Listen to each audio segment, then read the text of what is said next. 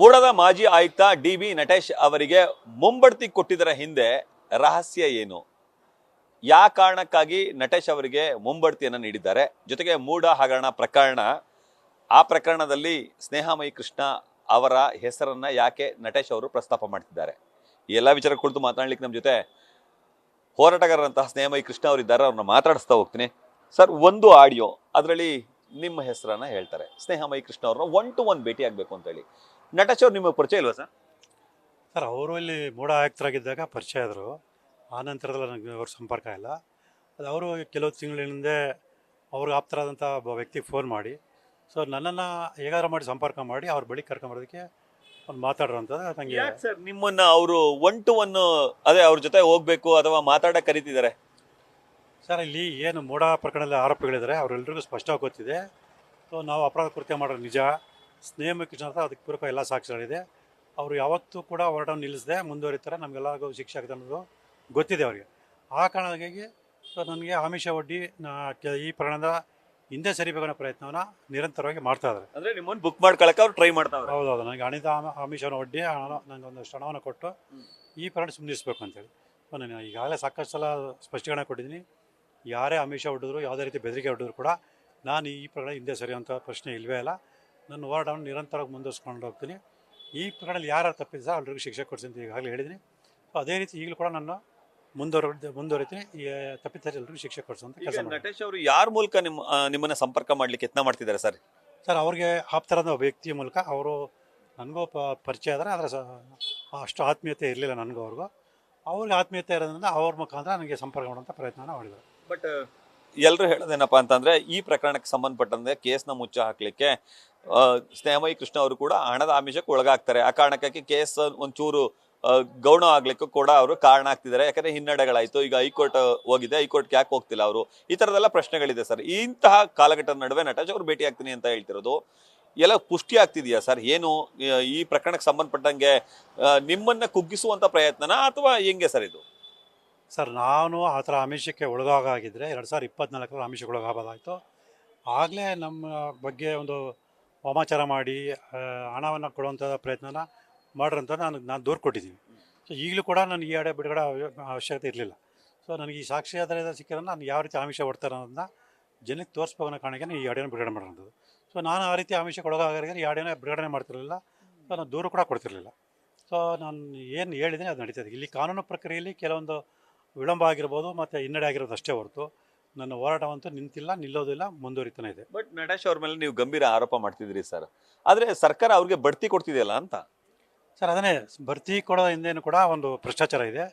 So ನನಗೆ 9ನೇ ತಾರೀಕಿಂದ ಈ ವಿಚಾರ ತಿಳಿದು ಬಂದರೆ, ಕಳೆದ ಫೆಬ್ರವರಿ 9ನೇ ತಾರೀಕಿನಂದೆ ಅವತ್ತು ನಾನು ಬೆಂಗಳೂರಿದ್ದಂಥ ಸಂದರ್ಭದಲ್ಲಿ ಇಲ್ಲಿ ಮೈಸೂರಿನಲ್ಲಿ ಈ ಶಾಲಿನಿ ರಜನೀಶ್ವರಿಗೆ ನಟೇಶ್ ಕಡೆಯಿಂದ 1,60,00,000 ಹಣವನ್ನು ಕೊಡಲಾಗ್ತಿದೆ, ಅವರಿಗೆ ಬಡ್ತಿ ನೀಡ್ತಾ ಇದ್ದಾರೆ ಅಂತ ಮಾಹಿತಿ ಬಂದಿತ್ತು. ಆ ಹಿನ್ನೆಲೆಯಲ್ಲಿ ನಾನು ಆ ಒಂದು ಹಣ ಕೊಡುವಂಥ ಪ್ರಕ್ರಿಯೆಯನ್ನು ಪತ್ತೆ ಹಚ್ಚಿ ತಡಿಬೇಕು ಅಂತೇಳಿ ಇದು ಮಾಡೋದು ಪ್ರಯತ್ನ ಪಟ್ಟೆ. ಅದು ನಾನು ಬೆಂಗಳೂರಿದ್ದಾನೆ, ಅಷ್ಟು ಸಾಧ್ಯ ಆಗಲಿಲ್ಲ. ಹಾಗಾಗಿ ನಾನು ನೋಡೋಣ ಅಂತೇಳಿ ಸಾಕ್ಷಿ ಸಿಕ್ಕಿದ ಮೇಲೆ ಅದ್ರ ಬಗ್ಗೆ ದೂರು ಕೊಡೋಣ ಅಂತಿದ್ದೆ. ಅದಾದ 3-4 ದಿನದಲ್ಲಿ, ಅಂದರೆ 13ನೇ ತಾರೀಕು ನಟೇಶ್ ಅವ್ರಿಗೆ ಬಡ್ತಿ ಕೊಡೋದು ವಿಚಾರ ತಿಳಿದು ಬಂತು.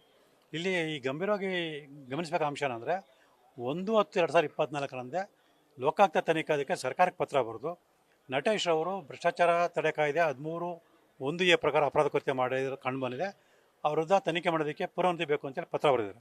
ಅಂದರೆ 1 ವರ್ಷ ಆಗಿರೂ ಕೂಡ ಆ ಒಂದು ಪತ್ರವನ್ನು ಆಧರಿಸಿ ನಟೇಶ್ ಅವ್ರನ್ನ ಅಮಾನತು ಪಡೋವಂಥದ್ದಾಗಲಿ ಅಥವಾ ಬೇರೆ ಕಾನೂನು ಕ್ರಮ ತಗೊಳ್ಳೋಂಥಲ್ಲಿ ಸರ್ಕಾರದ ಆಗಲಿಲ್ಲ.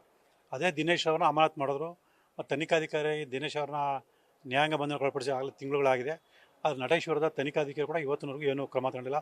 ಇದೆಲ್ಲ ಗಮನಿಸಿದಾಗ ನನಗೆ ಬಂದಿದ್ದ ಮಾಹಿತಿ ಏನು ಸಾಕ್ಷ್ಯಗಳು ಸಿಕ್ಕಿದೆ ಅದು ನಿಜ ಅಂತ ಇಲ್ಲಿ ಮೇಲ್ನೋಟ ಕಂಡುಬಂದಿದೆ.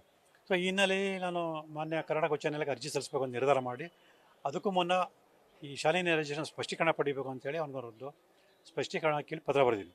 ಸೊ ಅದ್ರಲ್ಲಿ ಸ್ಪಷ್ಟವಾಗಿ ತಿಳಿಸಿದ್ದೀನಿ, ನನಗೆ ಮಾಹಿತಿ ಬಂದಿದೆ, ಅದಕ್ಕೆ ಪೂರಕ ಸಾಕ್ಷ್ಯಗಳಿದೆ. ಇದು ಸುಳ್ಳಾಗಿದ್ರೆ, ಅಂದರೆ ನೀವು ಲಂಚ ಪಡೆದಿಲ್ಲ ಅನ್ನೋಗಿದ್ರೆ ನೀವೇ ಕೂಡಲೇ ಇದಕ್ಕೆ ಬಗ್ಗೆ ತನಿಖೆ ಮಾಡಿ ಅಂತೇಳಿ ದೂರನ್ನು ಕೊಡಬೇಕು.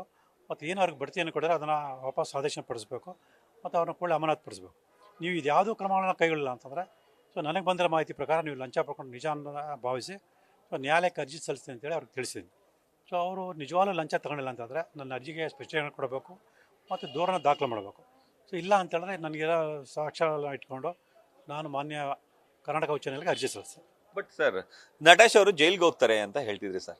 ಜೈಲ್ಗೆ ಹೋಗೋದಿರ್ಲಿ ಸರ್, ಬಡ್ತಿ ಸಿಗ್ತಿದೆ, ಹೆಂಗಿದು ಸಾಧ್ಯ? ಯಾರ್ಯಾರು ಇದ್ದಾರೆ ಅವ್ರ ಹಿಂದೆ ಅಂತ? ಸರ್ ಅದನ್ನ ಹೇಳೋಣ, ಇಲ್ಲಿ ಹಣದ ಕಾಂಚಾಣ ಕುಣಿತಾ ಇದೆ. ಅವರು ಇಲ್ಲಿ ಅಕ್ರಮವಾಗಿ ನೂರಾರು ಕೋಟಿಗಳನ್ನು ಸಂಪಾದನೆ ಮಾಡೋದ್ರಿಂದ ಅದನ್ನು ಇಟ್ಕೊಂಡು ಅವ್ರು ಆಟ ಆಡ್ತಿದ್ದಾರೆ. ಇಷ್ಟು ದಿವಸ ಆಟ ಆಡ್ತಾರೆ. ಸೊ ಕಾನೂನಲ್ಲಿ ಒಂದಲ್ಲ ಒಂದು ದಿವಸ ಅವ್ರು ಸಿಗಾಕೊಳ್ಳೇಬೇಕು. ಅದಕ್ಕೆ ಪೂರಕವಾದ ಸಾಕ್ಷ್ಯಗಳು ನನ್ನ ಹತ್ರ ಇದೆ. ಸೊ ನನ್ನ ಹೋರಾಟ ನಿರಂತರ ನಡೀತಾ ಇದೆ. ಸೊ ಇವತ್ತ ನಾಳೆ ಅವ್ರು ಖಂಡಿತ ಶಿಕ್ಷೆ ಖಚಿತ. ಬಟ್ ನೀವು ಹೇಳ್ತೀರಿ ಸರ್, ಹೋರಾಟ ನಿರಂತರವಾಗಿರುತ್ತೆ, ಶಿಕ್ಷೆ ಖಚಿತ ಅಂತ ಹೇಳ್ತೀರಿ. ಬಟ್ ಎಲ್ಲ ಕಡೆ ನಿರ್ದೋಷಿ ಅಂತಾನೆ ಹೇಳ್ತಿದ್ದಾರೆ ಸರ್. ಫಾರ್ ಎಕ್ಸಾಂಪಲ್, ಈಗ ಸಿದ್ದರಾಮಯ್ಯ ಅವ್ರ ಕೇಸು ಎಲ್ಲ ಹಂತದಲ್ಲೂ ಕೂಡ ನಿಮ್ಗೆ ಹಿನ್ನಡೆನೇ ಆಯ್ತು ಸರ್. ಸರ್ ಎಲ್ಲ ಹಂತದಲ್ಲಾಗಿಲ್ಲ. ಆ ಥರ ಆಗಿದ್ರೆ ಮಾನ್ಯ ಉಚ್ಚ ನ್ಯಾಯಾಲಯ ಸಿದ್ದರಾಮಯ್ಯ ಅರ್ಜಿನ ವಜಾ ಮಾಡ್ತಿರಲಿಲ್ಲ. ಮತ್ತು ಮಾನ್ಯ ಜನಪ್ರತಿನಿಧಿ ವಿಶೇಷ ನನ್ನ ಅರ್ಜಿನ ಆಧರಿಸಿ ಪ್ರಕರಣ ದಾಖಲು ಮಾಡಿ ತನಿಖೆ ಮಾಡಿ ಅಂತ ಆದೇಶ ಮಾಡ್ತಿರಲಿಲ್ಲ. ಹಾಗಾಗಿ ಇಲ್ಲಿ ಸೋಲು ಗೆಲುವು ಎರಡು ನಡೀತಾ ಇದೆ. ಇದೊಂಥರ ಯುದ್ಧದಲ್ಲಿ ಸೋಲು ಗೆಲುವು ಸಹಜ ಪ್ರಕ್ರಿಯೆಗಳು.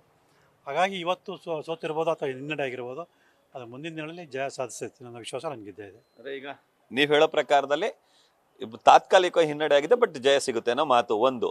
ಎರಡನೇದು, ಈಗ ನಟೇಶ್ ಅವ್ರ ವಿರುದ್ಧ ಮುಂದಿನ ನಡೆ ಏನು ಸರ್ ನಿಮ್ಮದು? ಸರ್ ಅದೇ ಕಾನೂನಾತ್ಮಕ ಹೋರಾಟ ನಡೀತಾ ಇದೆ ಸರ್. ಈಗಾಗಲೇ ಅವ್ರೇನು ತನಿಖಾಧಿಕಾರಿಗೆ 4,35,00,000 ಲಂಚ ಕೊಟ್ಟಿದ್ದಾರೆ. ಈ ಹಿನ್ನೆಲೆಯಲ್ಲಿ ಬಿ ಅಂತಿಮವರು ಸಲ್ಲಿಸಿದ್ದಾರೆ. ಮತ್ತು ನಟೇಶನ ರಕ್ಷಣೆ ಮಾಡೋ ಒಂದು ಕೆಲಸ ನಡೆದಿದೆ ಅಂತ ಏನು ಆರೋಪ ಮಾಡಿದ್ರಿ, ಅದನ್ನು ಆರೋಪ ಮಾಡಿ ಒಂದು ವಾರಕ್ಕಿಂತ ಹೆಚ್ಚಿನ ಸಮಯ ಆಗಿದೆ. ಅದು ಇವತ್ತಿನವರೆಗೂ ಕೂಡ ತನಿಖಾಧಿಕಾರಿ ಆಗಲಿ ಅಥವಾ ನಟೇಶಲ್ಲಿ ಒಂದು ಸ್ಪಷ್ಟೀಕರಣ ಕೊಡೋದಾಗಲಿ, ಅದನ್ನು ನಿರಾಕರಿಸಿದಂತಾಗಲಿ ಏನೂ ಮಾಡಿಲ್ಲ. ಮತ್ತು ಏನು ನಾನು ಪತ್ರ ಬಿಡುಗಡೆ ಮಾಡಿದರೆ ಆ ಪತ್ರ ನಮಗೆ ಸಂಬಂಧಪಟ್ಟಿಲ್ಲ ಅಂದರೂ ಕೂಡ ಹೇಳಿಲ್ಲ. ಸೊ ಇದೆಲ್ಲ ಗಮನಿಸಿದಾಗ ಸ್ಪಷ್ಟ ಗೊತ್ತಾಗುತ್ತೆ ನನಗೇನು ಮಾಹಿತಿ ಬಂದರೆ ಅದು ನಿಜ ಅಂತೇಳಿ.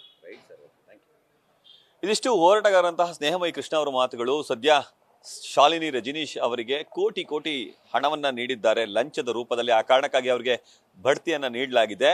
ಇನ್ನು ಈ ಪ್ರಕರಣದಲ್ಲಿ ದಿನೇಶ್ ಆದಂತಹ ಶಿಕ್ಷೆ ನಟೇಶ್ಗೆ ಯಾಕೆ ಆಗ್ತಿಲ್ಲ ಅನ್ನೋದು ಇವರ ಮುಖ್ಯ ಪ್ರಶ್ನೆಯಾಗಿದೆ. ಈ ಎಲ್ಲ ಪ್ರಶ್ನೆಗಳಿಗೆ ಶಾಲಿನಿ ರಜನೀಶ್ ಸೇರಿದಂತೆ ಅಧಿಕಾರಿಗಳ ಉತ್ತರವನ್ನ ನೀಡಬೇಕು ಅಂತೇಳಿ ಅವರು ಆಗ್ರಹವನ್ನ ವ್ಯಕ್ತಪಡಿಸಿದ್ದಾರೆ. ಜೊತೆಗೆ ಕಾನೂನು ಹೋರಾಟ ಮುಂದುವರಿಯುತ್ತದೆ, ತಪ್ಪಿತಸ್ಥರಿಗೆ ಶಿಕ್ಷೆ ಆಗಿಯೇ ತೀರುತ್ತೆ ಅನ್ನೋ ವಿಶ್ವಾಸದ ನುಡಿಗಳನ್ನು ಹೇಳ್ತಿದ್ದಾರೆ.